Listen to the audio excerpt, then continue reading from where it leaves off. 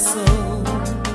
We will choose who our friends will be, and we identify our enemies.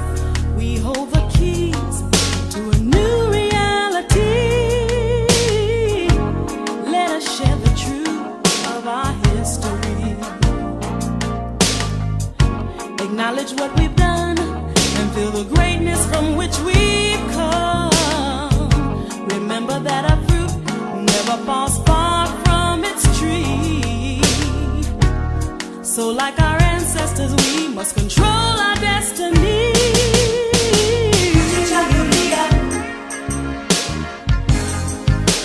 Self-determination.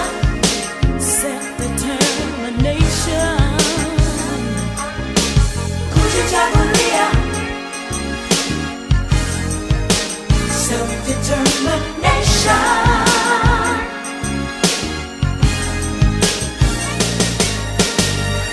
So as we educate our children, tell the truth. Let us always think about the millions who gave before and sacrificed their lives so that our mighty people would survive. And the glory of our past we soon revive, yeah. Every day we face a challenge. You and I, our future's hanging in the balance. So we must do whatever can be done. We must not be dependent on anyone. That way we can be sure that our interests are secure.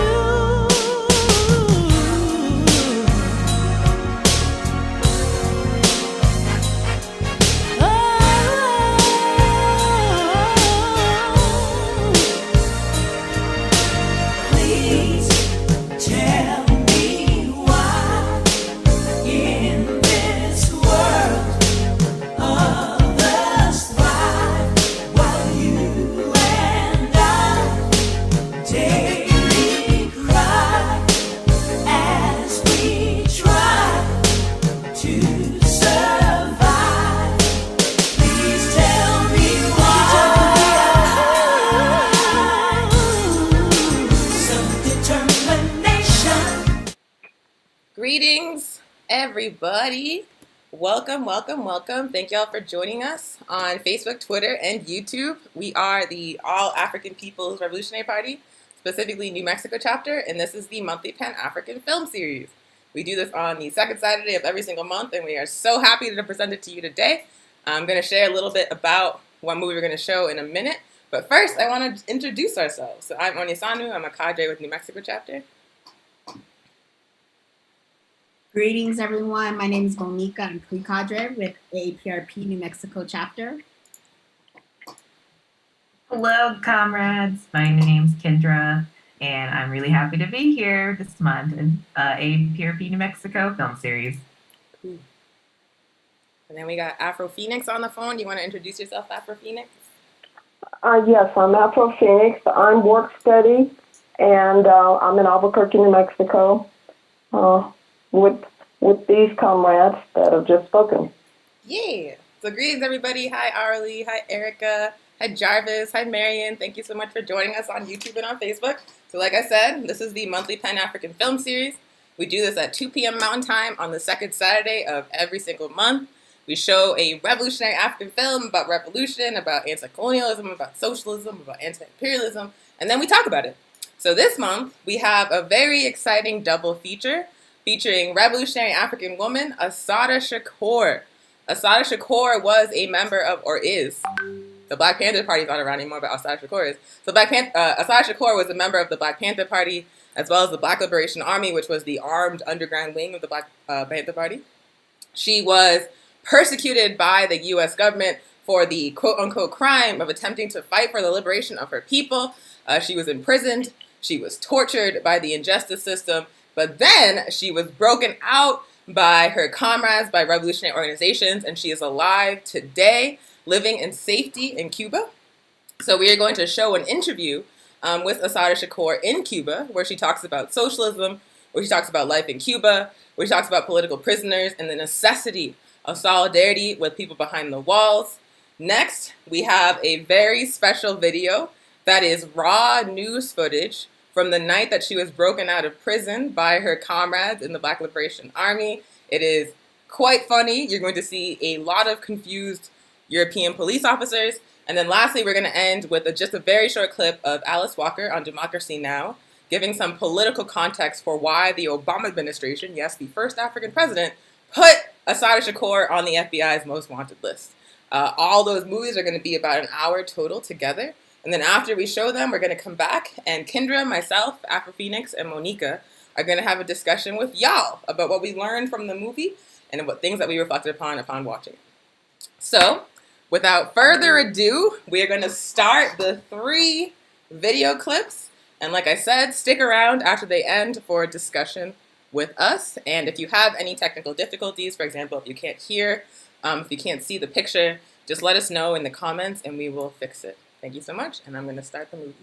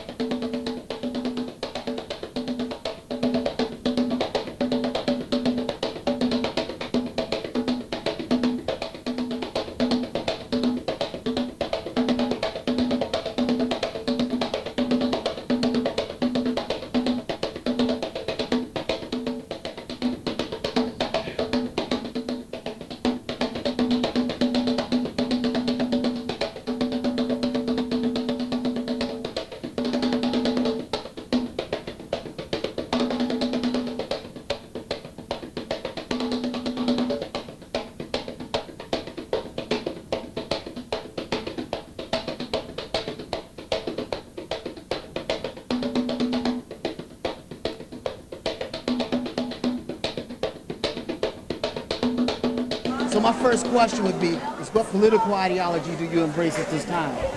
Well, that's a wide question. But essentially, I'm an African woman who believes in freedom and justice, social justice, political justice, economic justice for all people. I believe in that oppressed people, wherever they are, have the right to self-determination. I believe that socialism is an integral part of building social justice on this planet. I believe that the priorities of this planet have to be completely changed. And instead of profits, instead of policies that destroy the earth, that destroy the water, that destroy human beings, I believe a policy that protects people, that makes people live in a community, a world community. That's what I believe. That's my basic political commitment at this moment. I want to know, how did you arrive at this spot? Not physically, but what brought you to that conclusion and what brought you to Cuba? Well, what brought me to that conclusion was, in the process of struggling, I've also understood that part of struggling is learning, is studying. And my own experiences in the 60s led me to understand that it wasn't just enough to ask for a piece of the pie. That the whole liberation of oppressed people in the United States had to do not with climbing up some ladder to success, not for asking to be just like Rockefeller or just like DuPont or just like Ford, because that would only continue the oppression and exploitation of oppressed people in the United States, and specifically African people born and raised in the United States. So that I began to understand that more and more the condition of my people, my history, was very much connected with other oppressed people, and I began to see that the same foot that was on the necks of the Vietnamese people, that was on the necks of all oppressed people on the planet, was the same foot that was on my neck. And so I began to understand that imperialism has to go. It is a poison that is killing people all over this world. And I became more and more active, and as I became more and more active, the government became more and more repressive. And in the 1960s, the Black Liberation Movement was the #1 target of COINTELPRO. And the Black Panther Party specifically was targeted by J. Edgar Hoover, the FBI, and the CIA, and all of the repressive forces in the United States government. And so I was one of those young people who was targeted by COINTELPRO because I was an activist, because I was opposed to the United States government's policies, because I was opposed to racism. And so I ultimately had to go underground. I was ultimately captured based on being charged with false charges. I was captured. I was shot with my hands in the air. I was shot in the back. I was tortured, beaten. I was spent 2 years in solitary confinement in men's prisons because of my political beliefs. I was spent 6.5 years in prison in the United States, and what I learned about prison in the United States, that it's a new form of plantation, it's a new form of slavery, it's the United States is becoming more and more a police state in which prisons are nothing more than a concentration camp. Concentration camps. It's a euphemism to call what exists now in the United States prisons. They are concentration camps to contain people, to keep them from being productive, to keep them from having a say in their lives. And 1/3 of young black men right now are either in prison or under the so-called jurisdiction of the so-called criminal justice system. So I was one of those people, and lucky enough, I was part of a movement, and my movement helped to liberate me. So in 1979, after being sentenced by an all-white, convicted by an all-white jury, and sentenced to life in prison plus 33 years plus 30 days, I was able to escape in 1979, and in 1984, I was able to come to Cuba, and the Cuban people and the Cuban government welcomed me with open arms. Everybody remember Malcolm. Nobody remembered he started off red. Everybody remember Jack George after Blood in My Eye. They didn't remember George before Blood in My Eye. What can we say to the community so they won't continue to abandon their young to a system that is corrupt? I mean, what saved me from probably being either a puppet, a robot for that system, or being a drug addict, or just being destroyed by that system, was becoming involved, becoming politically involved, and studying. I will always say, and say to anybody, anywhere, anytime, any place, that being in our struggle has done more for me than I can ever do for the struggle of our people, so that I believe that anybody who wants to be sane and healthy on this planet has to understand that you cannot live at the bottom of a garbage can and be happy. In order to be happy, you have to start to remove the garbage. And that means becoming active, that means becoming conscious, that means becoming aware, and that means studying and struggling and loving and becoming people. Mm-hmm. People who love people instead of being people who are alienated from other people, who are being used by the government. We have to learn a new way of living. We have to build communities, build a sense of community, build a sense of freedom, our own space where we can sit in peace and love. And I think all of that is a process. If you don't grow, then you're going backwards. So I think that you start out bit by bit, and little by little you work from wherever you are to do your bit to the liberation of oppressed people and to making this world somewhere that is livable. We've heard a lot, and I've heard a lot from you in general when I was in the United States, of your clear support of the political prisoners. Yes. The questions that I haven't heard so clearly from other people is, what about that million? Can you delineate between the political prisoners, which they say there's 100 political prisoners and prisoners of war, them from the 1.5 million prisoners that they currently hold? Both political prisoners and people who are victims of the political system are products of that repressive capitalist system. The difference between political prisoners and those who are victims of the politics of the United States government, the racist, at this point, almost fascist politics of the United States government, is that political prisoners are conscious. Political prisoners are conscious of the reasons for that oppression and are clearly struggling against the system. Mumia Abu-Jamal is on death row, not just because he's an African man, but because he is an African man that is capable of politicizing all of the people in the United States about the realities of the United States.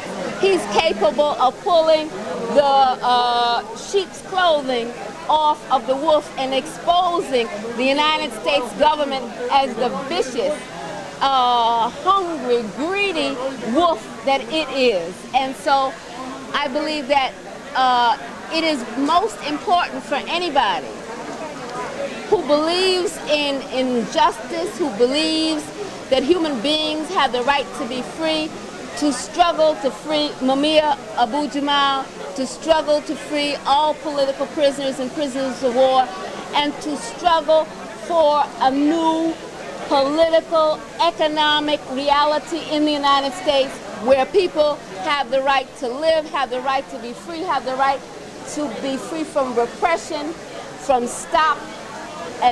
from being stopped and searched and thrown on the ground at will.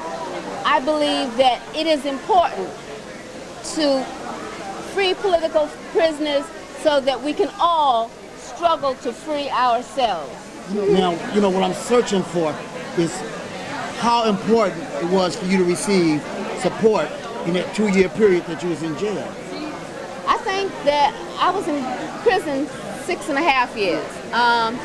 And support made all the difference in the world. And I think that as communities, we have to understand that our position cannot be the same as the U.S. government's position. What they're saying is that these people are in prison, forget them, throw them out. They're worthless, low-life human beings. We're saying that these are human beings that have been victimized. They might have problems, they might be unconscious, and it is our job as a community to reach out to them, to say, we understand that you are a human being, we give you support, we give you love, we give you what we have, the knowledge that we have to share. I think that our communities have to be more and more involved in helping, embracing, educating, and providing support for those sisters and brothers who are in prison, and preparing conditions so that they can come out and be useful not only to our communities but useful to our struggle for liberation. And I think that it's important for those sisters and brothers who are in prison to remember we are human beings. Do never let them dehumanize you. You, in prison, you can be a father, you can be a mother, you can work to educate your children. In prison, you can work to educate yourself. Do not let anybody try to turn you into an animal. That those on the inside must understand that they are in there to grow. The United States government or the prisons cannot rehabilitate anybody, cannot educate anybody. They are criminals. How is a criminal going to rehabilitate somebody? So I think that we have got to educate ourselves and prepare ourselves to fight a repressive system, an oppressive system, and a system that smashes the human being to the point where people don't even remember how to take a walk, how to say good morning, how to smile at each other. We have to take this planet back from the beasts that are controlling it right now. I escaped from prison in 1979. And since 1979, the population of women in prison has tripled. Tripled. It boggles my mind, and it should boggle everybody's mind who understands mathematics. More and more poor women, because there are no rich women, no rich people in prison. So you're dealing with poor women, you're dealing with poor mothers, you're dealing with African, Asian, Latin American, and indigenous women who are in those prisons are being dehumanized, just snatched up off the street, given all kinds of time. And I think that it is important for women to be activists in dealing with women in prison and freeing women in prison and freeing women who are political prisoners, because there are quite a few women who are political prisoners. And I also think that the women's movement needs to deal with those women and to have outreach programs, support programs for those women who are in prison to help them be united with their children, with their families. Because what is happening is there are a whole lot of children out there that have no mother, no father, that are being just thrown out into the street. So I say that if you call yourself a woman that identifies with the liberation of women, then identify with the most oppressed, exploited women in the United States. I mean, because I'll be real with you. You know, one of the most,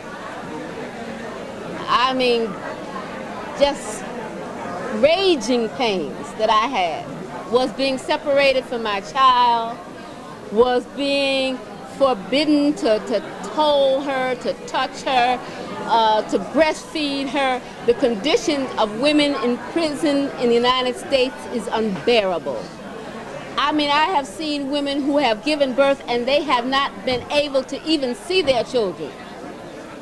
Social workers can tell women if their children can visit them or not. I was in prisons where it was forbidden for children to visit. The Middlesex County workhouse where I was, it was pathetic. It tore your insides out. You see all these little children outside trying to scream and yell at their mothers. They couldn't see their mothers. It was the most frustrating thing, the most heartbreaking thing that I've ever seen. So I think that anybody who has any human sensibility, who has any commitment to women, needs to get involved in liberating women in prison, in providing support, education, job training, etc. for those sisters who are in prison. There's an effort to destroy our communities, to completely knock out any sense of community that we have. And so drugs, crack cocaine is being pumped up into our communities, and we do not have airplanes, yachts to bring that stuff in. It is being bought into our communities, and people are getting rich from it, and the same people that are getting rich exploiting people all over the world, are getting rich, bringing cocaine, bringing drugs into the United States, and I think, and selling a kind of mentality that tells people you cannot function on this planet. So the only option you have is to go somewhere and drug out, get high, spend your whole life in a cloud, a death cloud. So I think that we have to more and more understand that it's not the number of women in prison is not an isolated phenomenon. It is a part and parcel of a policy to tell people we don't care if you have health care, we don't care if you have education, we don't care if you have access to social services, we don't care if you have any safety net. All we care about is, will you buy our sneakers? Will you buy our dope?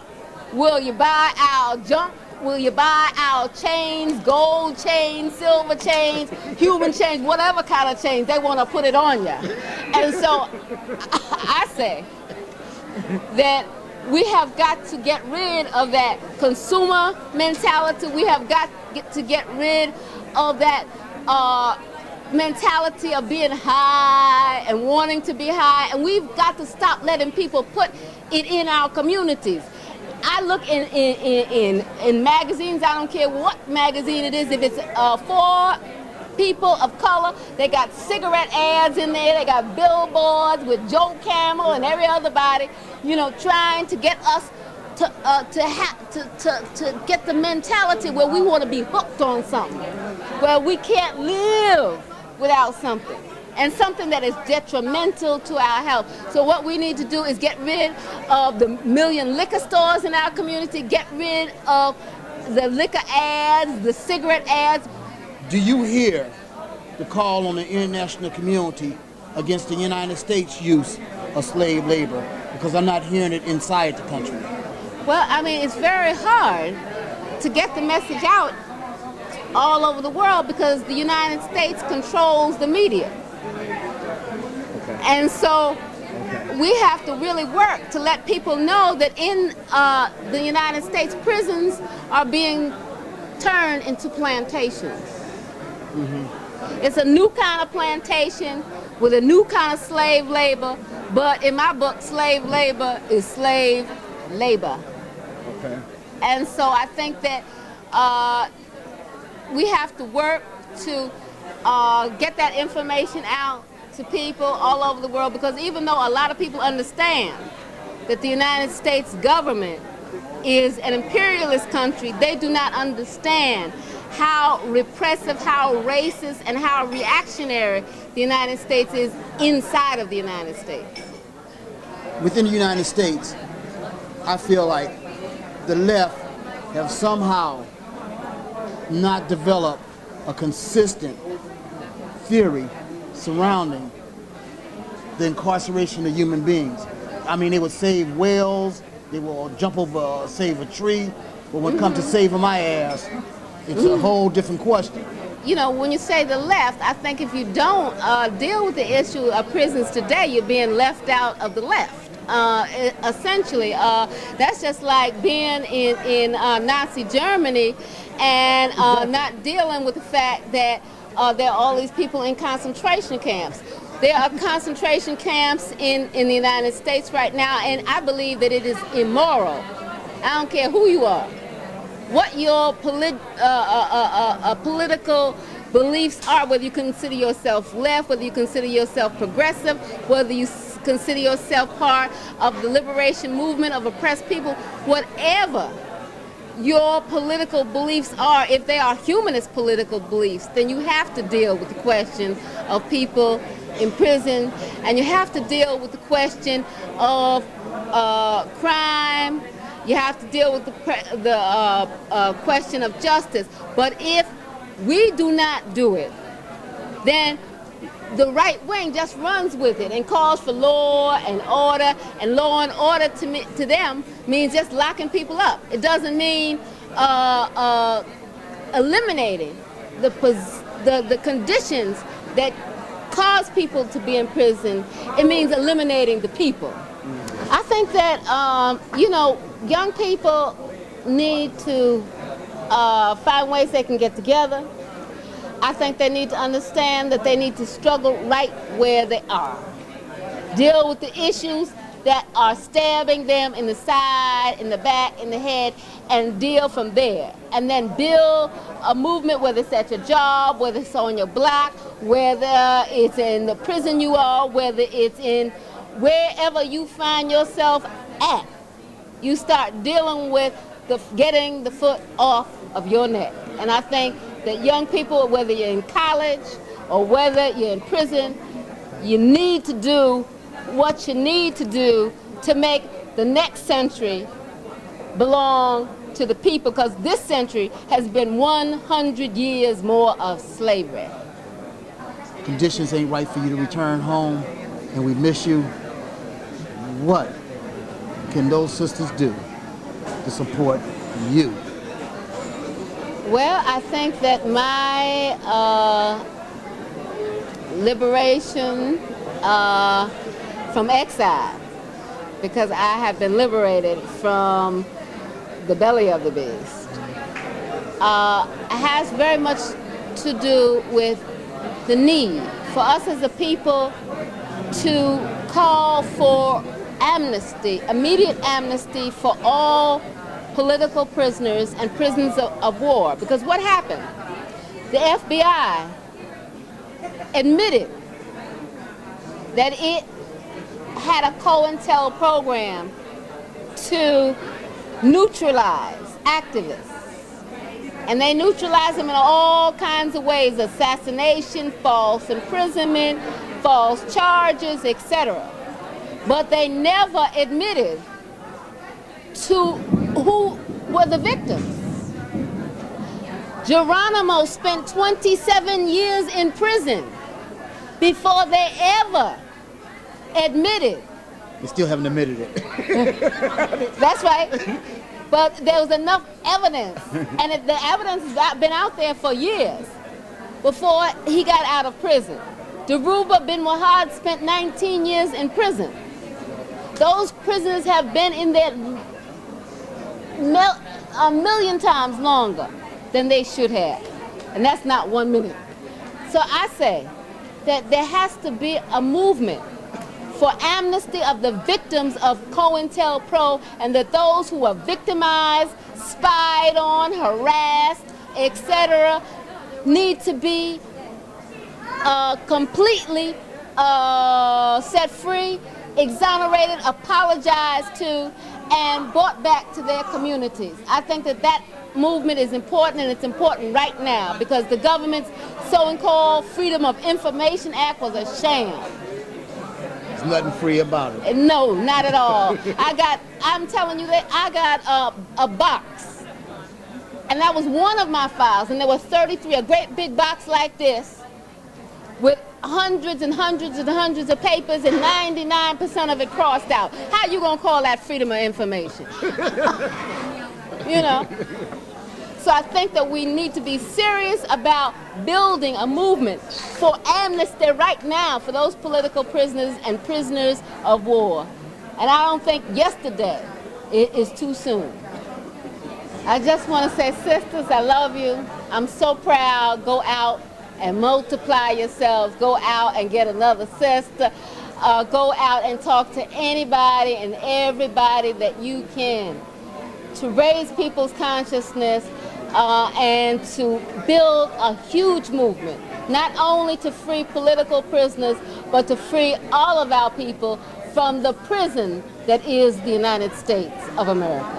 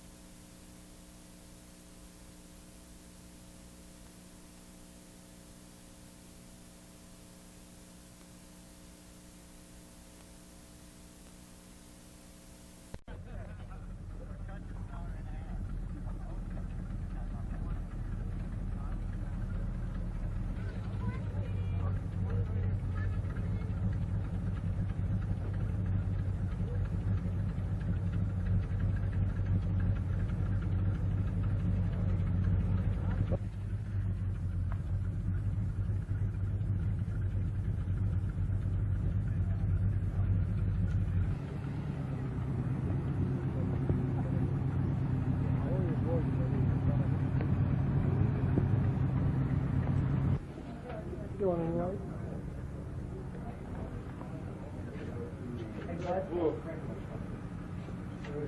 Yeah, she's on the other side.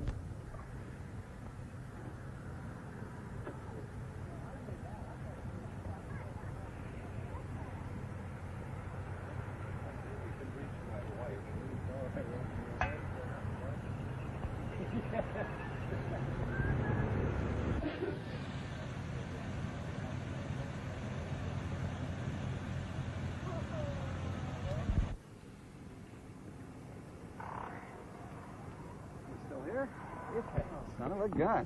Leo? Yeah. How you doing? You back in the public Oh, information nice to meet you. board? Hello, hello. Kind of, Yeah. kind of, you know. Well, Joe Okay. Copes is at headquarters talking to your people on the phone. Still here. Yeah, well, by God, Jesus. no, I don't want to get in front of the Thank you very camera. much. You guys will give me 10 seconds because NBC is usually very slow. Get ready, just ask a question. Okay. 3219876. You okay? Let it roll. Okay. What happened? Well, between 1 and 4 p.m. on Friday is visiting time at Clinton. Apparently, Joanne Chesimard had some visitors who came to this gate right here at the edge of the institution. Their ID was checked. They went in to visit her in South Hall. South Hall is our maximum security building here. We have 17 women in that building. They pulled guns, were able to overpower a couple of officers, a male and female officer, and get her out. Put the officers in the back of the van, and they drove the van across an unfenced area in back of the institution to the adjoining Hunterdon State School. There, they got out of the van and fled in vehicle or vehicles, and the officers freed themselves and were uninjured. Well, how many were there? More than one is the best information. They're interviewing staff, inmates, and other possible witnesses right now. How were they able to get in here with guns? That's part of the investigation. There's a sign right there that says anyone coming in is subject to being searched. That's true. I don't know how they did it. I think our investigation will determine that. What about the identities of the people? At some point, didn't they have to sign in here and show something? Yes, they have to be on an approved visitors list. These people showed ID and were on the visitors list. They were able to come in that way. Well, then you must have identities on them. Yes, that's why they're looking for them. I don't have them. The state police are doing the investigation now. Were the guards harmed in any way? No injuries. They were both unharmed, shaken but unharmed. But the people who went out with Chesimard and Chesimard are considered armed and dangerous. These people had visited her before? I don't know. I don't know at this point. Can you give us any idea No. who the people are that checked in here and showed their IDs and were permitted to enter? I don't know. Joe, do we have anything on that yet? I don't think we can discuss that now. That's part of the fugitive squad's How many people, though? How many were there? Well, we've got 3, possibly 4 people.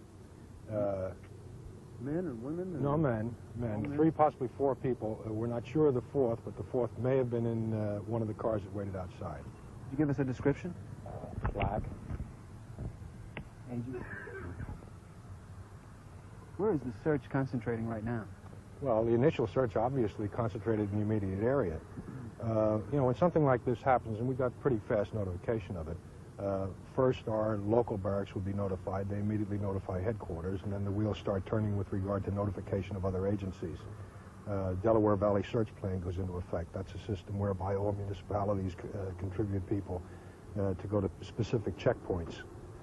We brought our helicopters into play because it was still daylight hours. We were looking for what was described as one, possibly two, blue sedans. Obviously, that effort failed at this point. The checkpoints are still in effect, of course, because there's still the possibility they may have holed up someplace waiting for dark. So there's any number of local police and state police in the area at checkpoints watching for vehicles of that description. The vehicles haven't turned up, as they do frequently in situations like this, where they have a vehicle stolen and they drop it quickly and pick up another one. At this point, we still haven't located the vehicles, so we can assume they're either still in them or or they may have changed. That type of investigation is ongoing. Plus, our fugitive squad has been called into it, and they'll continue over a prolonged period to investigate the situation. They are the people who are working with the staff now. We're calling on our forensic science people, of course. The vans will be checked for any physical evidence. Composite artists are coming up to talk to the guards who saw these people and try to come up with some sketches for publication. We'd appreciate your help if we wind up getting something along that line. And that's where the investigation stands at this point. There had been a report that you had a license plate number. A partial license plate number, and of course we can't publish that at this point. How about Pennsylvania and New York police say they have no official notification on this yet? Do you believe they're still in New Jersey? No, they have official notification. They have it now? Yeah, 48 states, and that was before I came up here well over an hour ago. The teletype message went out, I would say, maybe about 4:30, 5 o'clock. We saw a van being brought into the prison grounds before. Are you sure at this time that that was the van that they initially got away in? Well, they didn't get away in a van. You have to understand that the people who visit that particular section of this institution check in at a nearby state school, and they are transported by the prison van. Prison van? Yeah. Transported by the prison van to this facility, and that's the van that they left here in, but that was promptly abandoned, and they got into their own transportation back at the school. They didn't go more than a quarter of a mile. It's no more than a quarter of a mile from where they abandoned the van. They didn't check in here then, in this building? Yeah, they checked in here, but they went out to 100 State School. I think Gordon was referring to the other vehicles that they used. The other vehicles were parked at 100 State School. Well, what is suspicious about the van that was brought in here with the New York plates, the blue van? I have no idea. Just hauled in the van. They just hauled in a blue van with New York plates. Might be doing that while we're talking. It's part of the investigation. We're not up there.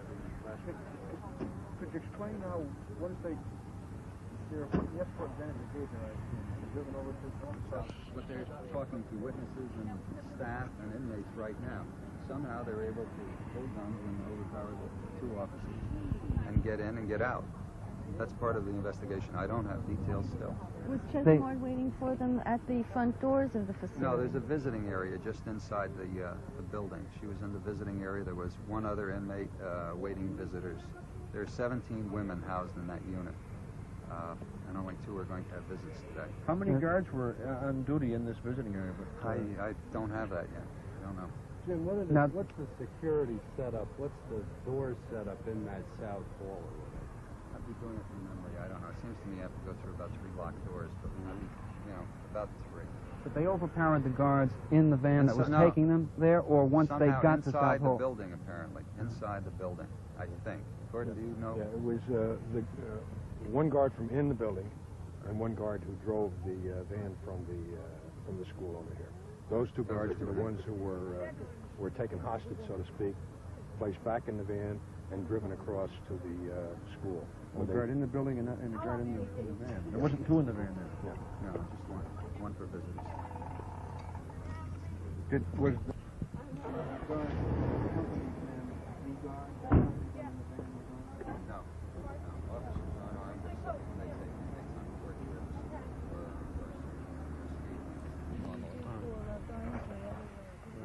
detector or something like that that you use with visitors? Trying to do. Is that a thing? And what's the standard procedure checking in? It varies. Well, would they stand in here? I mean, are visitors normally?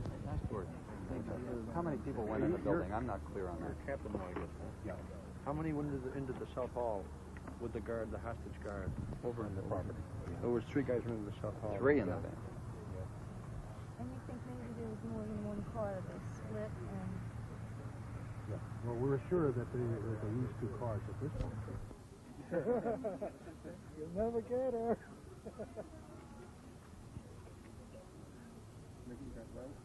I'm a blue thing blue. Yeah. Yeah, glue a fuse.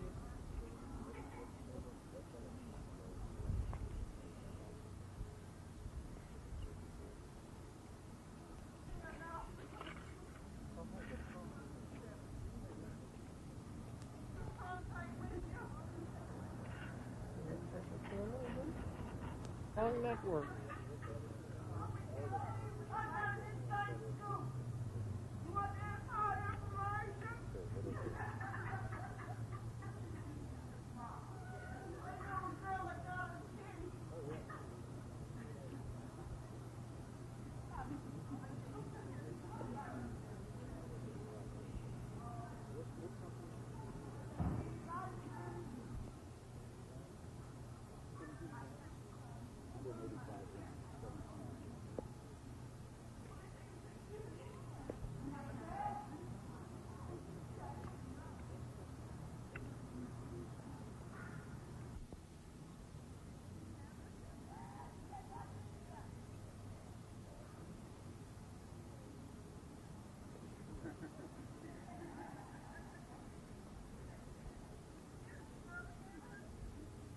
Well,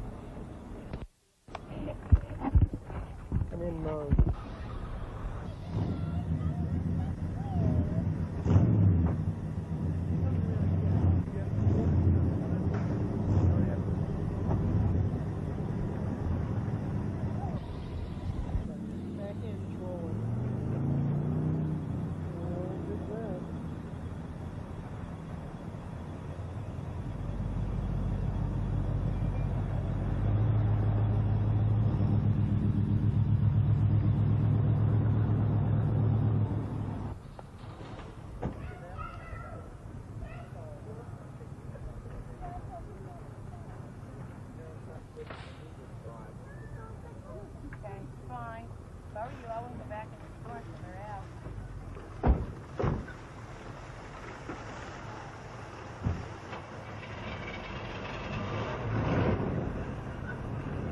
Okay? This is the Lane Code department store, only a quarter of a mile away from the Hunterdon State School. And what state police theorize is that the suspects drove over here from the state school in a blue Ford van, where there was a... This is the Lane Code department store, only a quarter mile across the road from the Hunterdon State School. Now, what state police theorize is that Joanne and the other suspects drove over here from the state school in a blue van, left it here where there was a 4th person waiting in the getaway car. Okay. I just...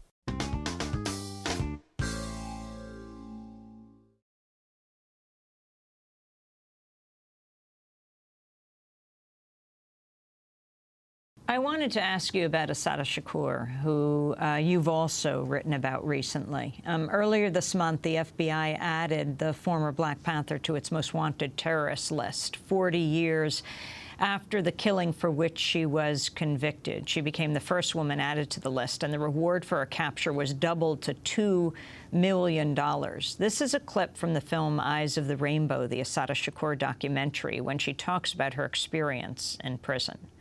Prisons are big business in the United States, and the building, running, and supplying of prisons has become the fastest-growing industry in the country. Factories are moving into the prisons, and prisoners are forced to work for slave wages. This super exploitation of human beings has meant the institutionalization of a new form of slavery. those who cannot find work on the streets are forced to work in prison. That was Assata Shakur, and that's from Eyes of the Rainbow. Alice Walker, after the roadside shooting in which Assata Shakur was severely wounded, and she went to trial and was convicted, a crime she says she didn't commit. She escaped from prison and got political asylum in Cuba, where she has lived for decades. Your thoughts on what has most recently happened, her being added to the terrorist list? Well, I see it as an attack, really, a sort of covert, sneaky attack on Cuba. I think that the governments, all of them that in recent memory, have wanted to destroy the Cuban people, really, and their insistence on their freedom and their dignity. And I think this is a way of saying that, you know, you have a, quote, terrorist there, and we have a right to go in and get her. And so this could cause a very big fight between these countries, which have never had peace in my lifetime.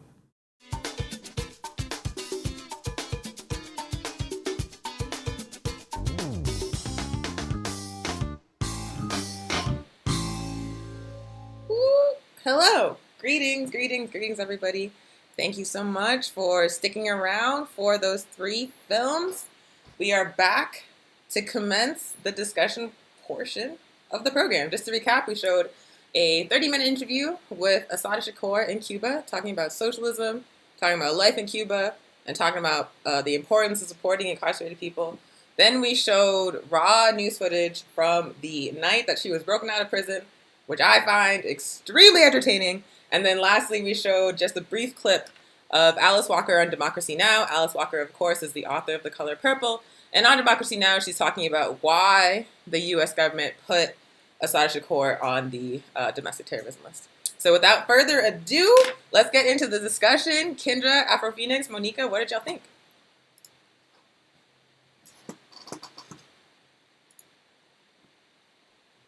Well, oh, go ahead, Monica. I was just reflecting on everything that Assata was talking about.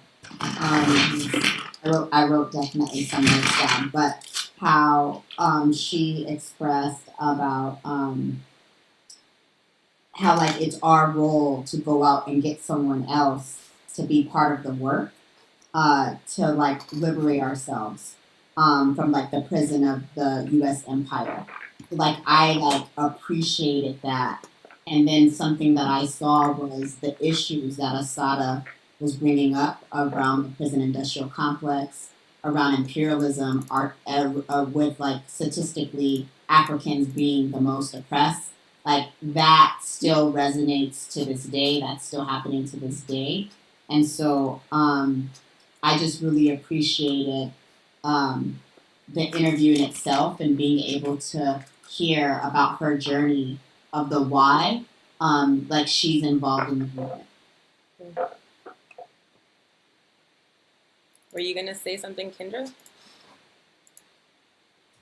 Yeah, I definitely can echo all of Monica's sentiments. I just jotted down a lot of notes. She's amazing. I just love how she talked about, you know, in terms of political beliefs, like she coined it as humanist political beliefs. We need to really think about, you know, our world that we live in. Why are people being exploited and oppressed, and especially women? Like, why is this okay? Why is this okay for any empire to do to us? And, you know, that really resonates with me. And just talking about imperialism and, you know, and just matter of fact terms, just I super duper appreciate it because it's very palatable to a lot of people, I would hope. And then also, and I wrote a lot of notes here, but I'll just go over one more thing. And how she spoke about, you know, leftist movements, and how if you're not involved in, you know, prison work, prison abolition, then you shouldn't even be in the leftist movement. Like it has to be a part of it. Like you literally have to tackle that subject in order to call yourself a leftist. So I love her, and I'll let Afro Phoenix and you, Onia, speak too.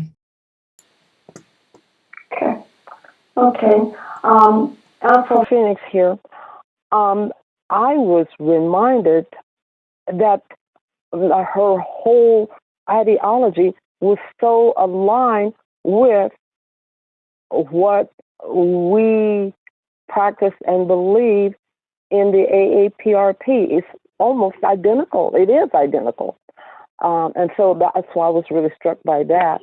And of course, too, I like what one of her sayings was, nobody in the world, nobody in history has ever gotten their freedom by appealing to the moral sense of the people who were oppressing them. So that was something that really stuck out in my mind, and also the fact that she was talking about to teach the children. She says, pass it down to the children, pass it down, carry it on now, carry it on to freedom. And this is from the tradition of Assata Shakur. I also was wondering, is she related to Tupac Shakur? I believe she's his godmother. I'm pretty sure. Oh, okay. That's right. Yeah. All right. Okay. Yeah. And yeah, the stuff that y'all highlighted definitely stood out to me. The question of supporting political prisoners and incarcerated people in general being like foundational to any revolutionary struggle. How she talks about how prisons in the United States are not about justice, are not about rehabilitation, but they're concentration camps meant to dehumanize people. Definitely the part where she talks about the condition of women, incarcerated women who are often not talked about. Like there are female political prisoners like Dr. Joy Powell. There are women giving birth within prison facilities. There are trans women being put in men's detention centers. But when we talk about prisoners' resistance and we talk about political prisoners, it's very often just the men that we talk about. And it's important to support the men, to support the brothers, but we also have to talk about the women and the marginalized genders. Absolutely, because they're suffering there as well.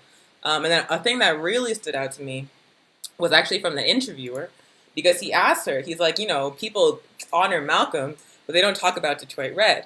People honor George Jackson, the dragon, but they don't talk about the kid that got caught shoplifting or that got holding up the store, right? Like people, hold up these revolutionaries, but they erase the fact that they were colonized people that had contradictions, that had to struggle through those contradictions in order to become revolutionaries.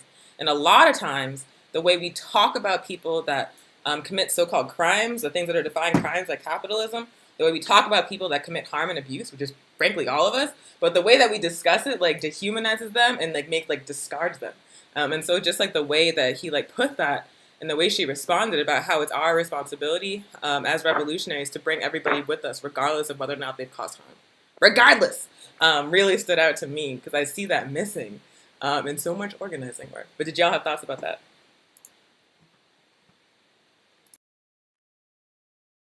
I was really struck by that as well. And also what she was saying, that what shaped her ideology was her own experiences. And so when she began to look out and see other oppressed people, where the foot was on those people's necks, like the Vietnamese people, the African people, the indigenous people, and that was the same foot that was on her neck. Yeah, and then when I also reflect on what Afro Phoenix said, and Onya Sawa, what you said, is about our role, how we struggle together and we bring people along and we meet them where they are. I think that's so critical and it can be so complex. And so I really appreciated her offering about building a sense of community. So I wonder, what does that look like when, because we're all colonized, we're all conditioned. And so when we have people who are still building critical consciousness, how do we meet them where they are? How do we build a sense of community and have dialogue and conversations? Because often what happens is the disconnect is the lack of information. The disconnect is the lack of knowledge. And so how, like, what do you all think are strategies to bring people along with us? Like, because to unlearn, you know, like she talked about that. We have to stay active in an organization. We have to love people. We have to be unpacking. How do you, what are some suggestions do you all think that we can do that where people are like, it might even be our people who are impacted by internalized oppression. Like, oh no, those people are messing it up for us. Those people are committing crimes. You know, how do you have that dialogue with where there's like disconnect? What do you all think? I think you got to have the structural analysis of oppression, of harm and abuse. Because once you understand those as like structural phenomenons, and what I mean by that is that people don't commit crime, people don't harm other people don't abuse other people, typically because they're just bad people. Like that's what we're taught under capitalism, but that's not actually what's happening. What's actually happening is that the system of capitalism, the system of colonialism, patriarchy, imperialism teach us to treat each other in ways that are antisocial and in ways that are dehumanizing. It treats us like individualism. It teaches like an every man for himself mindset. And like the consequence of that, and it also puts us in a condition where we're struggling to survive and we're exploited on a day-to-day basis. And so what that does is create a situation where we are just taught to harm each other in perpetuity. And so like if you look at the harm and you don't look at that broader context, then you're just going to blame individual people. But if you understand the broader context, if you understand like the structures that are producing that harm, then you focus on the structures and you also focus on people, helping people understand how those structures function and helping people understand how those structures teach us to treat each other. Like I think that it's extremely important to put that structural understanding first, put that like socialist, revolutionary Pan-Africanist understanding first and refuse to discard any of our people. Because the reality situation is the majority of African people are poor, working class. The majority of African people and colonized people, period, do not have perfect wokeness, do not know like all about ableism and pronouns and all of the anti-oppression politics that we do in the movement. And we have a responsibility as people who do understand those things to teach them those things in language they understand and to like teach them the core concepts and to teach them critical thinking skills to question the system instead of just being like you suck because you don't know these things yet. Oh, I definitely can echo yes, yes, yes. What quote that Assata had said in the video, she said, oh, let me make sure I have it. I just had it. Anyone that wants to be sane and healthy needs to understand they can't live at the bottom of a garbage can to be happy. And to kind of to make that point drive further, only some of it's like from this individual capitalist standpoint, people are perceiving others as having their own trash cans and just throwing trash at each other. But it's like, wait, we're all in a trash can together built by literally this system. We need to understand what the trash is through education, through political struggle, and understanding these ideological concepts in order for us to get this trash out of our lives, all of our lives collectively. No one's throwing trash at each other from their own trash cans. It's literally the filth that we're all in together in this belly of the beast of the United States of America. Like that's like just extending that metaphor forward. Like that's to me, that's like a great point that we all can think about. Like we're all in this trash can together, y'all. It's okay.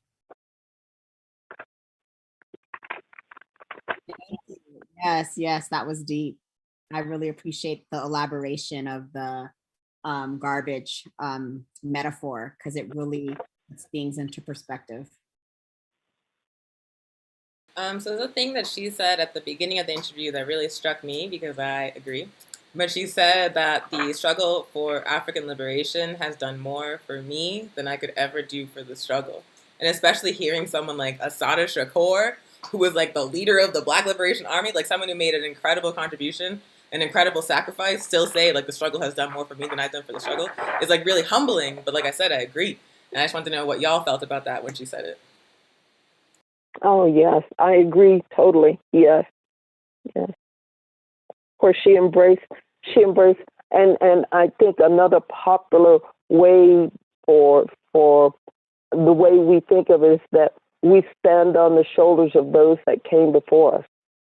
And so it's all being a part of contributing, each of us contributing a part of us while we're here to pass it on to the others. I agree. I don't know where I would be, like, if it wasn't for my community and getting involved in organizing. Like, it's impacted me tremendously. And even like my growth over the last 3 years or even the last year has really, I just don't even have words to describe what it's doing for me. It's like a rebirth. It's a new person. And then my son is exposed to it. And so I know he's gonna be, he's gonna have way more knowledge than I ever had, you know? And so it just helps me, it's helped me to see, it's helped me to grow a deeper analysis of what's happening and to feel and understand that we are powerful as a collective, like we truly, truly are. And that there are strategies and there are tactics to like defeat this system. And so you can almost like feel it, you know, like it's there, it's closer than it's ever been. And I've only gained that like knowledge and that feeling, especially like the last few years of my life, like through the struggle. And I know my community always got to me and I always got my community. And so I don't know, honestly, I don't know where I would be if it wasn't getting involved into organizing. I would have, like, you know, I was definitely in that path of the system, right? That sends our kids to juvenile justice and detention. I was on that path. That was my path because that was put in my community intentionally. Yeah. Until someone start taking me to organizing spaces, you know, the elders, making you go to those spaces, and then you start learning. Yeah, I definitely agree. I was on like a professional trajectory. I was like moving up the ladder or whatever. And then like Mike Brown died and I was like in the street. Then I got recruited into the APRP. And yeah, it transformed my life. Like I could have been making a lot of money and in like a middle class lifestyle and only out for myself.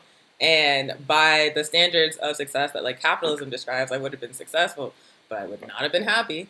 By, you know, joining Black Lives Matter, helping start the chapter, then being recruited into the APRP and like dedicating my life to the APRP, like I found my purpose, like in life, which is like really remarkable because before I was part of the movement, I didn't know that I would have had one besides just like making money or something.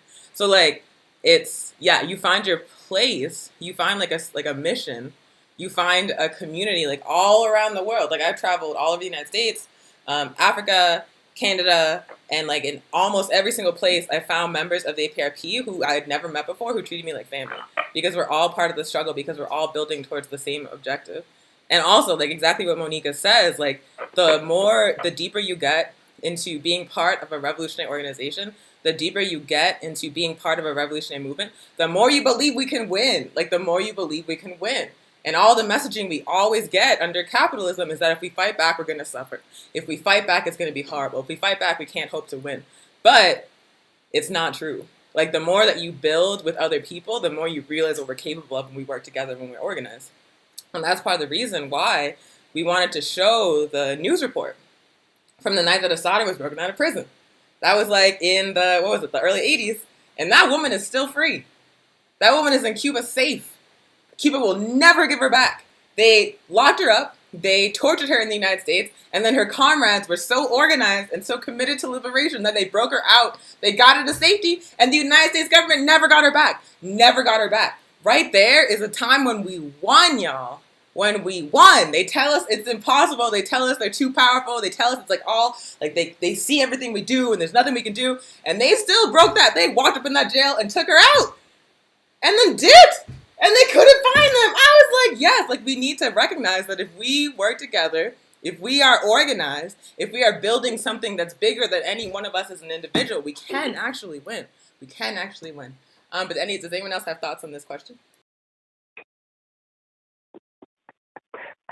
I was amused by the fact that they couldn't identify anyone that broke her out, they were just black people, and so like black people, black people are invisible, except when they're targeted.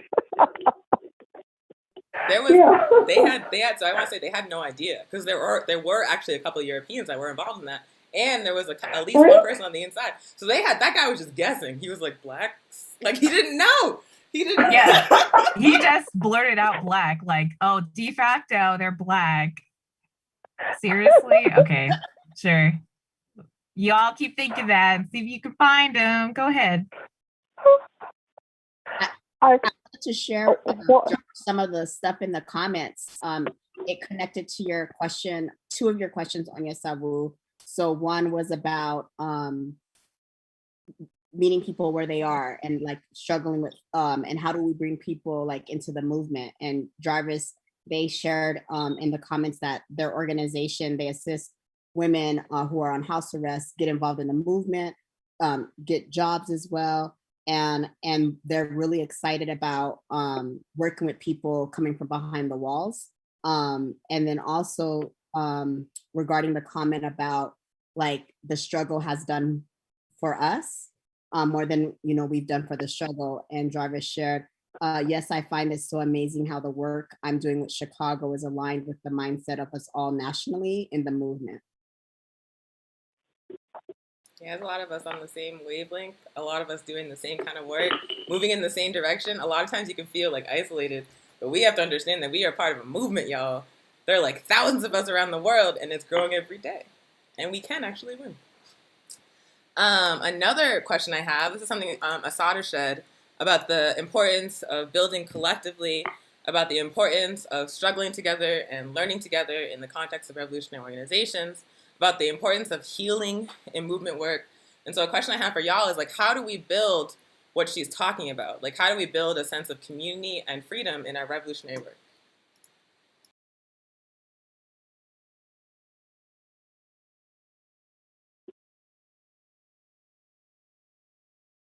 One of the ways that I've noticed since I have been affiliated is that the support, and also what Assata was talking about was learning and studying.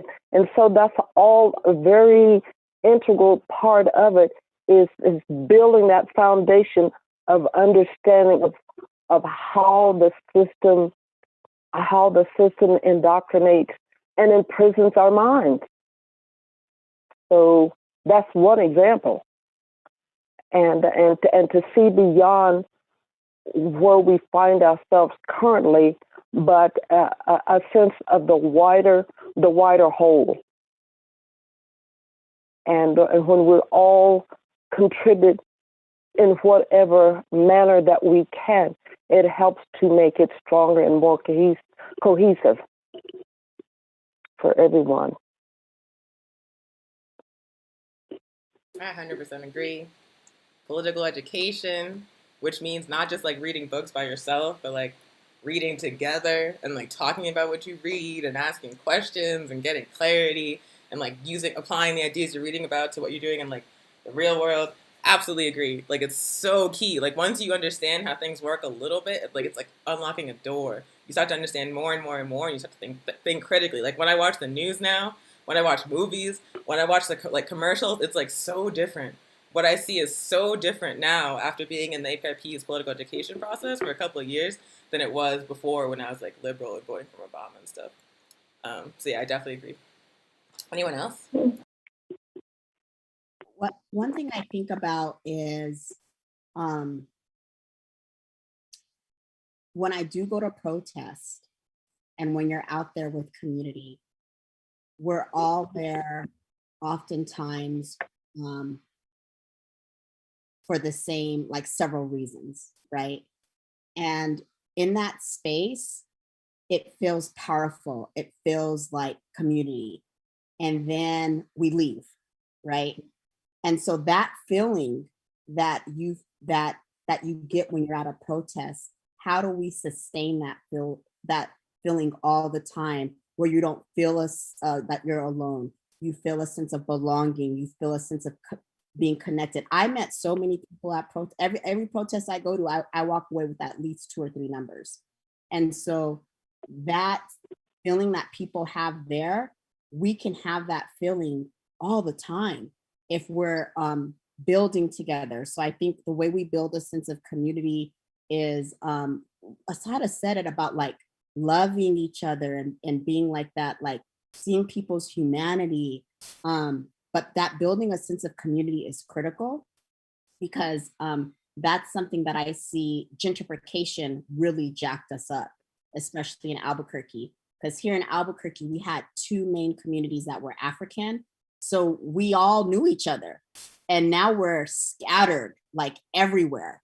And so like, just being such a small population here, we don't get together as much as we can to like build that sense of community. So it's like creating spaces to build community, to get to know one another, to identify issues, to identify solutions together. That way we can create that change. That way we can dismantle these systems. And like, we have to do that more and more and more because we're so scattered. We don't have, like where I grew up, I knew everybody for at least like my whole community. If you lived in South Broadway, I knew you, you knew me. That's how we grew up. Like no one even people kept their doors unlocked. Like no one even had their doors locked. And that's not the same anymore. Like on my block where I'm at now, I know maybe like 2 of my neighbors. So like, what am I doing to build a sense of community with my neighbors? And so it's also making me think about like, how do we organize block by block, hood by hood? How do we build that connection again? Because I feel like gentrification really impacted that. And then did you have thoughts, Kendra? I think when you first asked the question, I was just thinking kind of like just meeting people where they are. Again, like most Africans are working class, and we have their struggle in our this is existence and our conditions, and so just understanding where people are coming from. I think when it comes to community defense, having an elder care program, care packaging, like that's a form of connection. That is meeting people where they are. We are here for you. We're a community. If you need rental assistance, or if you need, if we need to organize, a rent strike or whatever needs to be done, like we're here. We can help build an organization to help one another, thrive, not just survive, but thrive against these conditions that we live in. So I just think it comes back to the tenets of like, I treating you as a person. We've been treated for so long as property, like literally, and as a forms of exploitation. For these forms of exploitation, it's like, we don't need to exploit anyone here. We're here for each other. We grow our own food for each other. We bear arms for one another. We are here for one another. And I think that's what can bring people around to understanding. And one other thing Assata had mentioned about that I thought was really key to understand is that political prisoners, they're conscious of, the oppression. And so like what she said, as an African man who was capable of politicizing to all of the African people for exposing the US government as the vicious, hungry wolf that it is, like people who are in prison, there have been organizing movements based in the prison system. And because they all understand they're in these conditions together, and they oftentimes win. And we need to help, of course, support that effort, because any of us can be in that same place.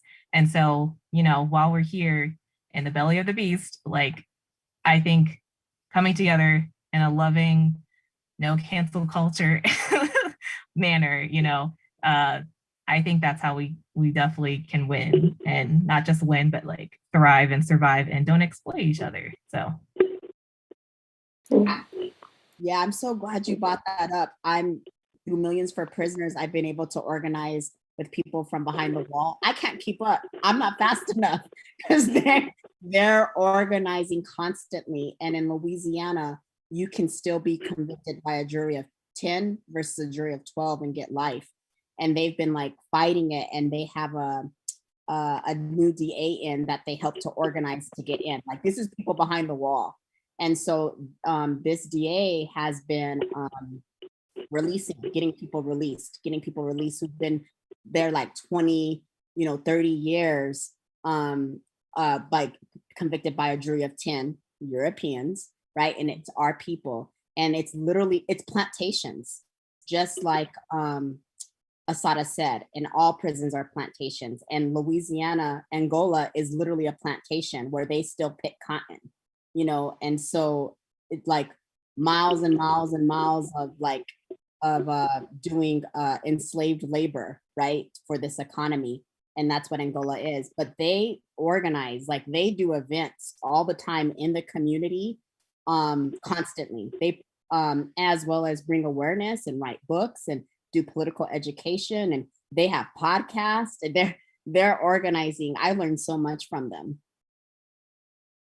So we actually have a question from a comrade, Adrian, related to this discussion. Adrian wants to know, do y'all have any tips on how to call people together to have these discussions about focusing?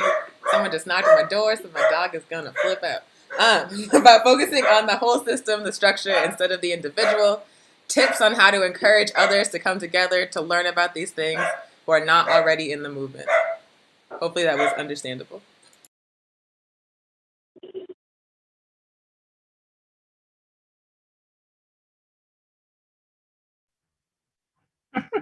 Yes, I understood. That reminds me of another statement he just said when Manny was making all that racket. And she, Assata Wall said, "Do not let anybody turn you into an animal. They are criminals, and so we need to take the planet back from the beast that controls the planet. So they are the animals, and so she's saying not to let them turn you into an animal." That struck me as ironic when your dog started barking. Yeah. I treat Nanny like a person though. But did y'all have thoughts on this question about how we get people to focus on the system instead of the individual?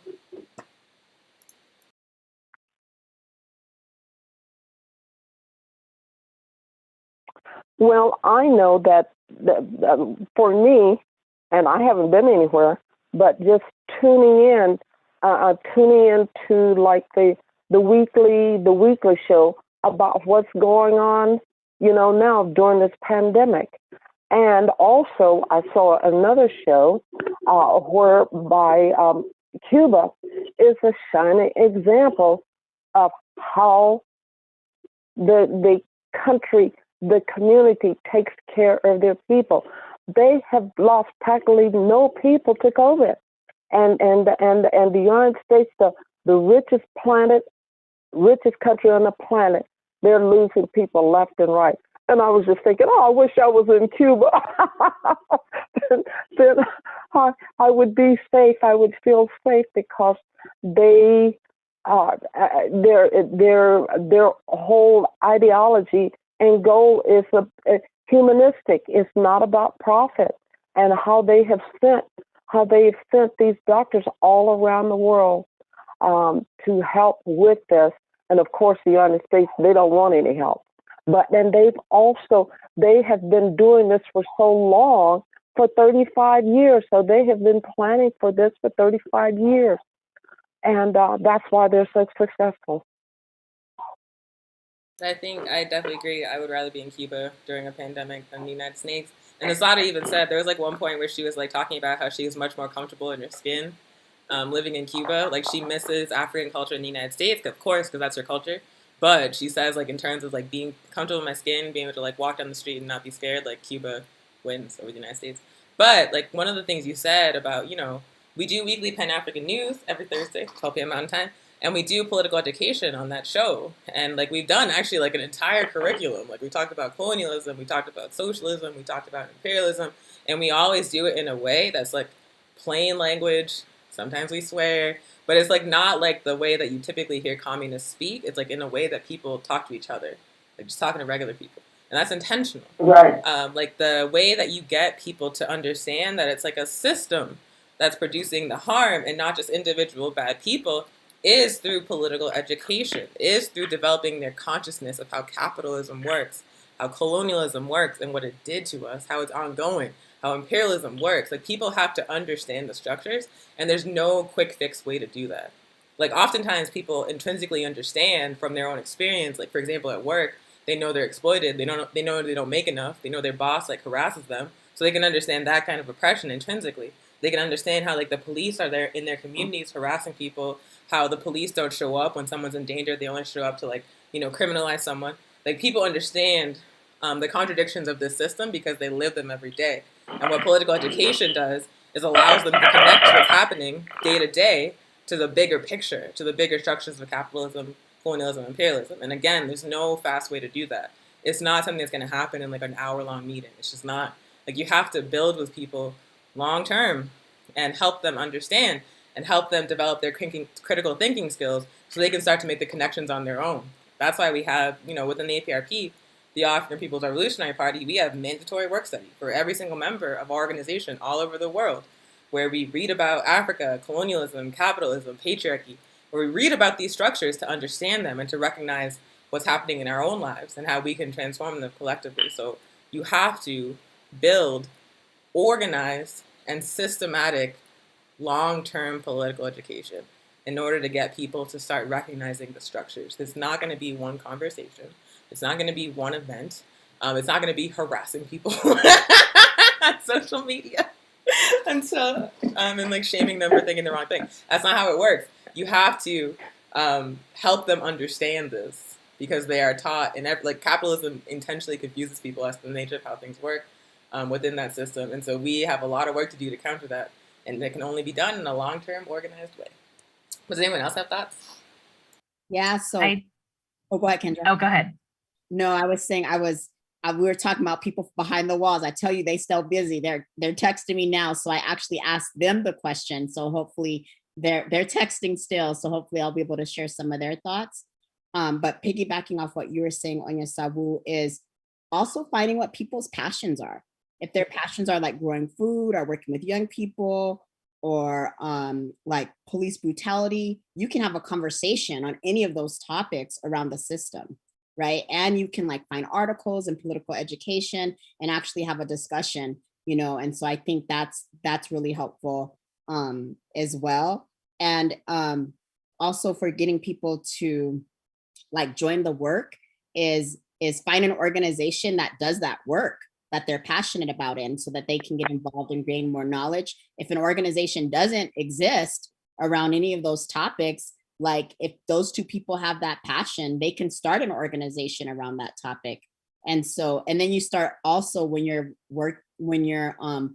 for example, when you're working on things like food justice or food sovereignty, you end up finding like the connection of capitalism, the connection of poverty, the connection of oppression. So you end up learning more of all of those different, the complexities and the layers that impact everything. And so there's no one issue, like they're all connected, like all the issues. But I think talking about people's passion, because then they're able to have more like those epiphanies, right? And you're able to bring them where they are, meet them where they are, and you're meeting them where they are in their passion.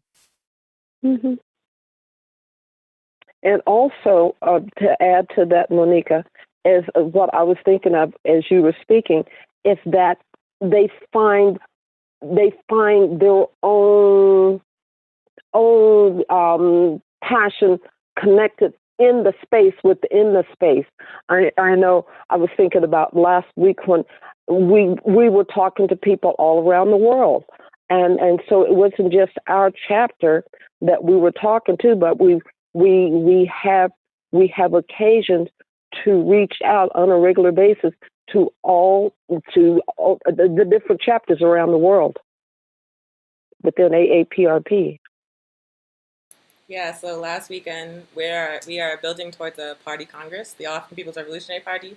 A party congress is basically where all of the members all over the world of the APRP come together in a space to talk about what we believe, to talk about our strategy, to talk about our work, and to decide how we're going to move forward and also reflect on how we've been moving.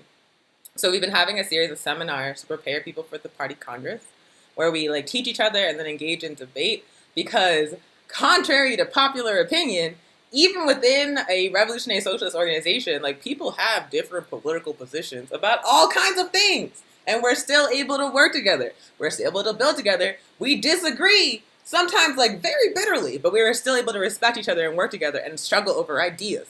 That is what reality is like in the APRP, for your information. But anyway, so we had this seminar last weekend, and it was about patriarchy, because it was sponsored by the African Women's Revolutionary Union, and we wanted to just have like an open debate about patriarchy, about women's resistance, about the oppression of women and non-men, about gender-based oppression, and it was just really incredible because, like Afro Phoenix said, we had comrades from the PIGC in Guinea-Bissau, we had comrades in France, we had comrades in Canada, we had comrades throughout the United States, we had comrades in Ghana and Kenya, like from all over the world. Members of the African People's Revolutionary Party came together on that call last weekend to learn and also to like debate and struggle together. And that is what it looks like within the party and within a revolutionary, socialist, and Pan-African political organization. Like you got to build with people, even if you don't agree. If you don't agree with what someone's saying, you can't just be like, you suck. Like if you're in the same organization, you have to like win them to what you believe the correct position to be. And it's not just as simple as being like, you're wrong. Like you have to convince them, you have to show them.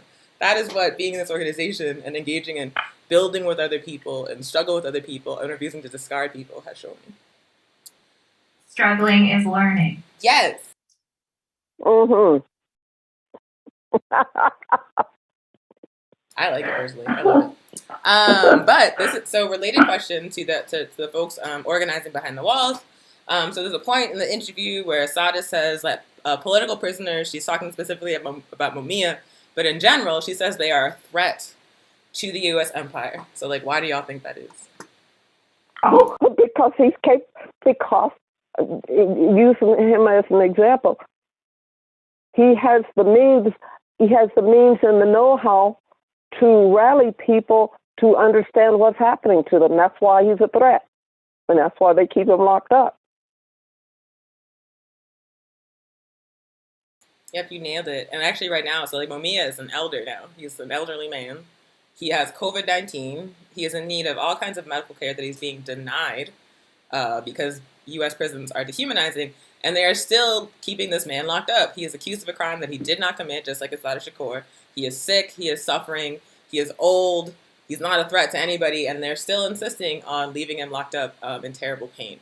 And it's precisely because of what Afro Phoenix just said and what Assata said in the interview, that he is capable of showing people the contradictions of this empire, the contradictions of capitalism, the contradictions of imperialism, and like convincing them to fight. That is why he's a threat. It's not because they think he's dangerous. It's because, well, he is dangerous to them. It's not because they think he's actually a criminal. It's because he is a threat to the lies that capitalism and U.S. imperialism spread. But do any other folks have thoughts on this question?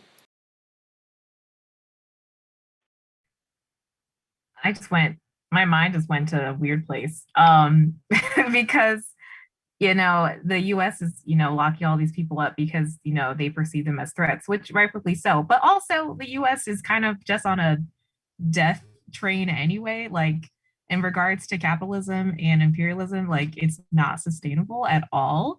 And so it's going to crumble. It's not a matter of if, it's a matter of when. And so it's very fascinating to me, that the empire and locks up people in these concentration camps. And it's like, you're not going to win. You need to let our people go, like straight up, because it's not a matter of if, it's a matter of when. This is going to crumble down on itself and people are going to rise up. You're just putting a cork in the Hoover Dam. Like it's an inevitable thing that's going to happen. It's going to burst. So yeah, it's enraging, and it's not surprising because, they just want to cover up everything.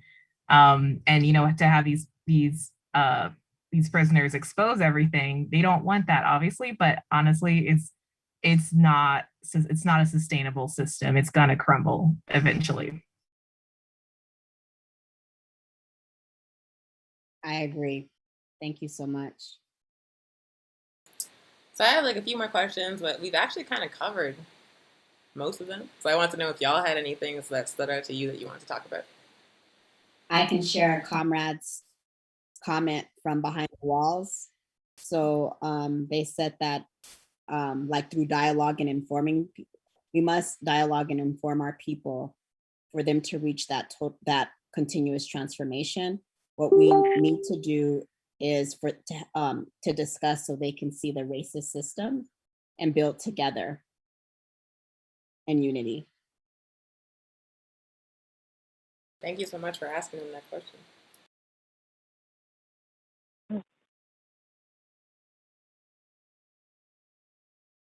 There's some dialogue happening in the comments. My Facebook is acting up. I'm trying to get there about the question that was asked by someone around how do we get folks involved? And did somebody in the comments had talked about, I don't know if you all can get there, like door knocking, sharing who you are. And so there's some other offerings in the comments.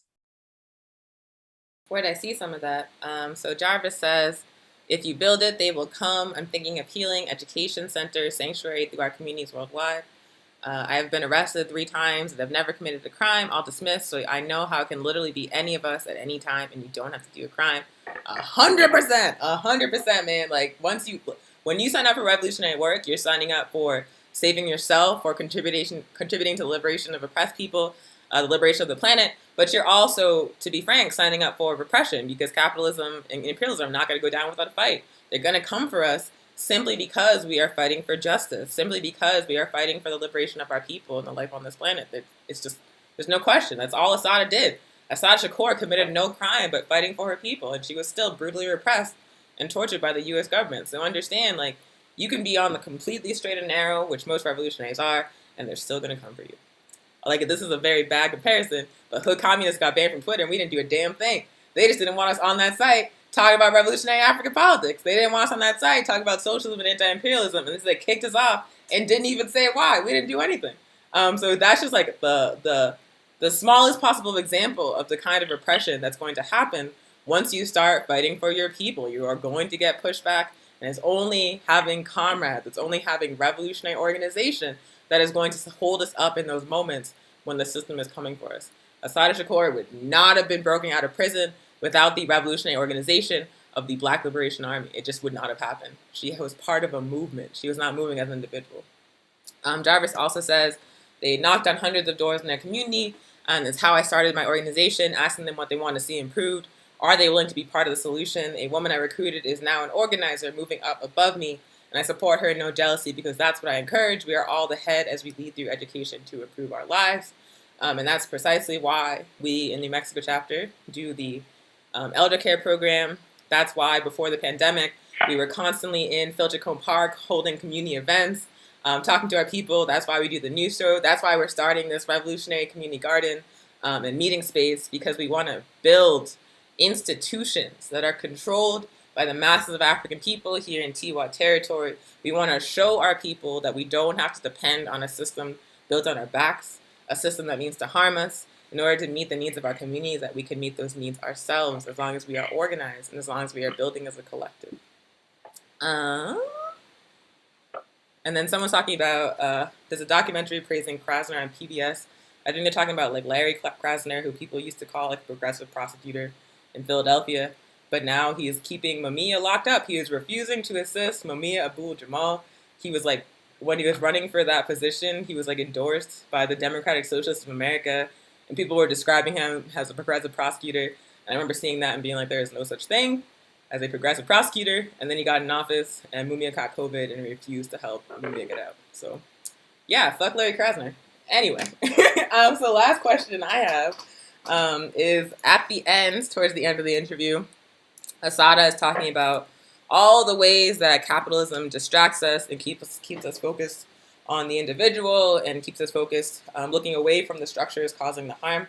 And she says that we have to abandoned the consumer mentality that we're taught to buy sneakers, that we're taught to buy dope, that we're following celebrities, and that we have to resist that. We have to break it down and push it away and instead focus on revolution in our communities. And so I just want to know, like, how do we do that? Like, how do we get rid of that consumer mentality? Ooh, that is, I have to think about that one. And to regards to barriers, I even think about companies going into native reservations and saying, "Hey, we're gonna build this, nuclear plant here, and it's gonna bring a lot of jobs. And you all are in really destitute conditions, but we're here to help you as long as you agree to get this plant on your land." And a lot of people will say, "Oh, of course, yes, I want to better, my family and get more money and buy more things to help me out." And so your question, I'm thinking of like, how can we tell people like don't fall for the trap of like look at the bigger picture, don't fall for the traps that are like constantly thrown away, like you were saying about there's constant advertisement over different things, and it's like let's stand still and let's think for just a moment, like what a consumer item, like whatever particular thing, how this might affect not just me but my community and like the global economy at large. Like what is it? So I didn't answer your question, but it's going to take me a while to think about it. And what you said is real. Like in rural communities, there's factories and prisons are the main employment in those areas. And so anytime that people are organizing to close those types of factories that impact community, it's challenging organizing, because it's like they're thinking about how are they going to provide for their own family. So that's real. That's real. And I know there's a lot more people who do that type of organizing work than I do. So I don't have an answer on that one. But I will say around abandoning consumer mentality is like being able to learn about, like my son today, we're driving. He was like, "Mom, everything we have, I always see this made in China, made in China. What does that mean? There's a lot of things here made from China." And then me having that conversation to talk about, well, why things are being imported from China and how it's enslaved labor that often happens, And so I think about if we are in the spirit of loving each other, like consuming those things that cause harm, we are able to have like discussions about it and not just be consumers to be consumers. But that's what we're, every time the new Jordan came out, right? Or the new something came out, or the new Beyonce, I don't know her label, of her clothing label, people are like excited to buy that stuff. And it's like, they're paying $300, $400, $600 or more for those things that that was made in a I forgot what those places are called. I'm so sorry, my word is going, but places where people are enslaved. They're not making a living wage. And so I wonder how we have those challenging conversations to learn that, like my iPhone, like what's in my iPhone and where did it come from? And children are picking those parts in Africa. Like how do we, and Apple is making $34 billion in just an iPhone. That's not in all Apple products, right? And Amazon and all those companies that are billionaire companies are not paying taxes. Like, why do we want to keep consuming when those things are actually, those companies, corporations, are being billionaires and trillionaires on the oppression of our people? So I wonder, like, how do we have a bigger conversation so people are able to learn about it, and then they have this discussion, like, how do we not consume it? And so I know there's things that I don't buy at all, like starting at 17 years old, 18 years old, where I found out where those products were being made. And then I also know that I can do better. like I can do better to not also be a consumer. And then I rather have that money that I have to go back to my people. The money that I'm making, how can it go back to the work that we're doing in organizing? That's where I want my money invested. I want my money to go to, I don't want the new Jordan. I can contribute financially to support the community garden, right? I don't want the new, I don't know, whatever it is, but it needs to go back to our people. If people are struggling to pay rent, how do we help? How we have that sense of community? So that's what I think. Were you gonna say something, Afro Phoenix?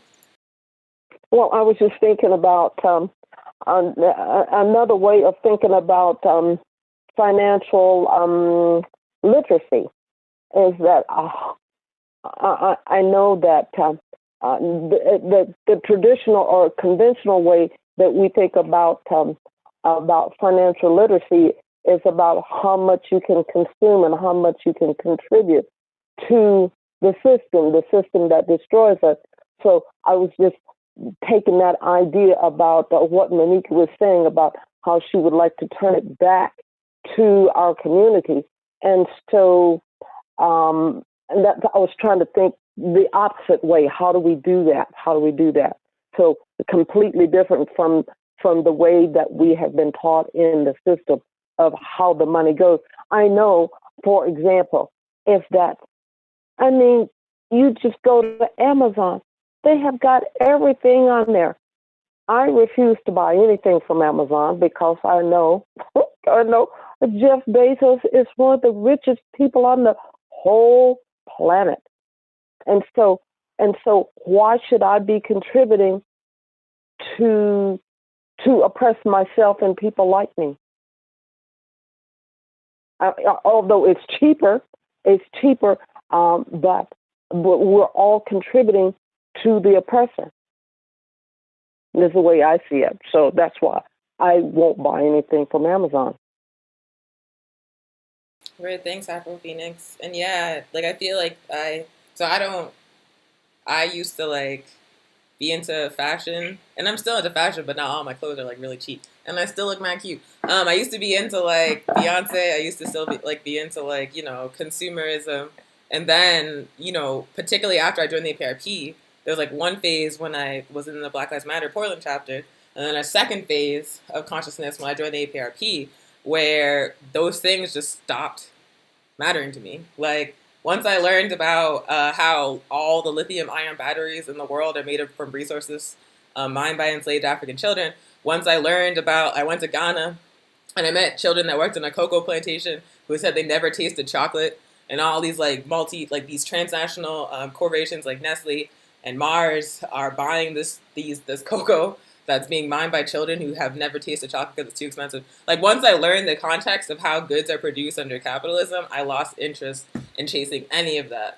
And it was a process of slow and systematic political education within the context of an organization.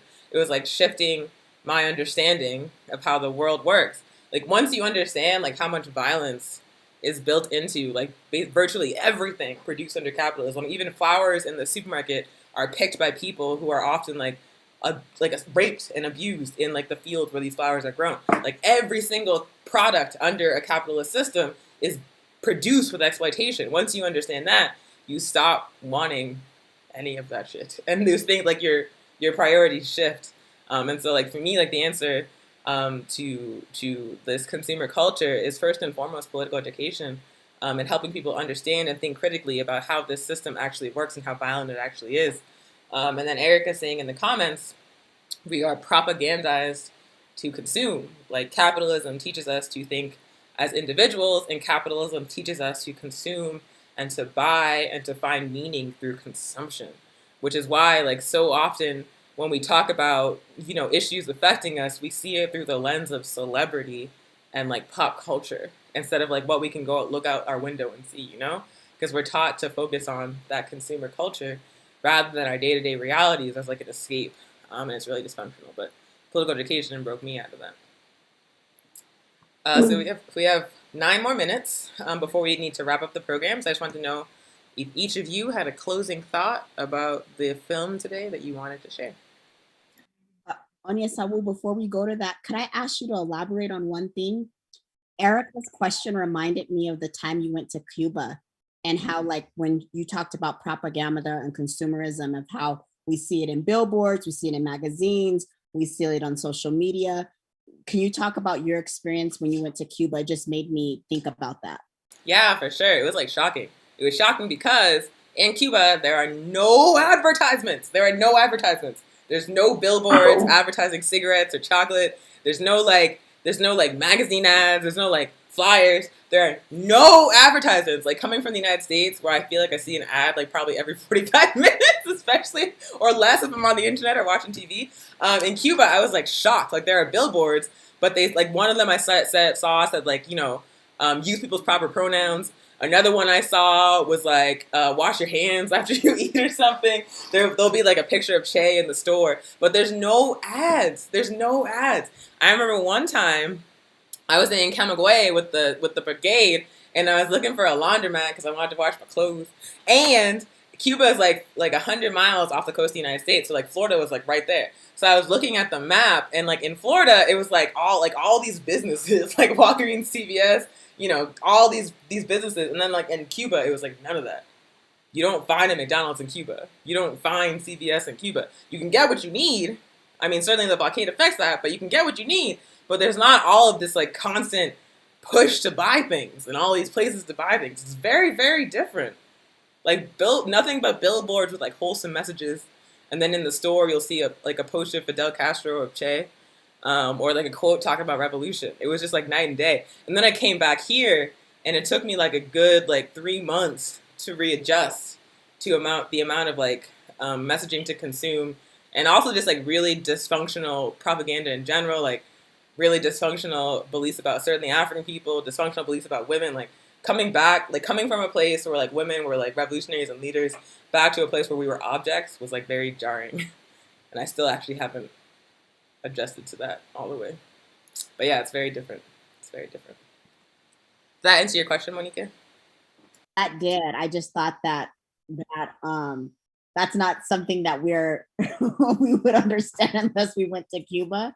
So it just reminded me. So thank you so much for elaborating of what Erica was sharing. So any closing thoughts, y'all?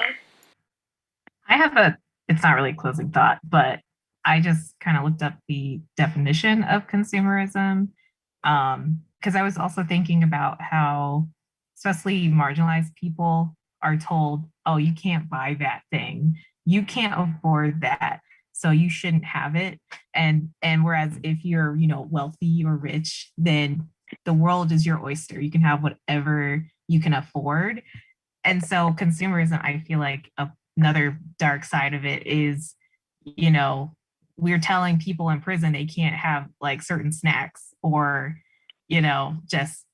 just basic needs to at least ensure their well-being is to a certain standard. And so I don't know what my point of this is, but I just think of people who, say if you have an EBT card, if you're on food stamps, this, that, the other, you can't buy certain things. You shouldn't be allowed to, enjoy life. And that it's reflective of the individual mindset of, you the individual, if you're poor, you did something bad. But that's literally not the case in a capitalist system at all. And so I think in regards to us thinking about consumerism, we need to also get people out of that mindset of you're not deserving of having certain things. And also saying, this person who has this amount of wealth, they should, what the hell do they have? Like, why do they have 5 houses that are worth $1 million each? Like, what is the point? And so it's like, we need to talk about class systems and how they work and in how we literally interpret who we are as people, because we attribute morality to someone's bank account, and it's literally BS. Monica or Afro Phoenix, closing thoughts? Well, I was just really appreciative of getting to know about Assata. I didn't know all that we learned over this show today. That a real shero, and someone to really admire, and to know about what happened in her life, and what she's teaching and espousing today. As I mentioned earlier, is that her ideology is so in line with what the ideology that we're learning and that we're practicing in what's Pan-African socialism.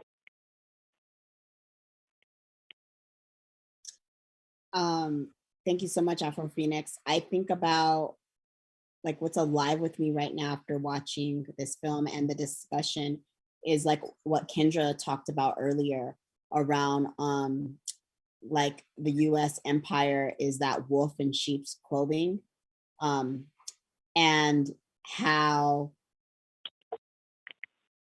we're pushed, like there's this challenge that this country does to climb up that ladder that Assata was talking about, right? And if we climb up that ladder, how the intent in that class structure is to continue to oppress the people, and how do we unpack that and say, like you said, like we're all in the garbage can, right, together. And so I'm thinking like what's next for me is how do I apply those concepts in as an organizer, especially because with coronavirus, we weren't able to be in community with our people. And now there's an opportunity that it's getting warmer. Like how can we safely still be in community with our people and apply those concepts and unpack that together? Because there's so much work to happen. Assata was sharing statistical information that is still exists today. And we're beyond exhausted, we're beyond tired, that the only way that we're going to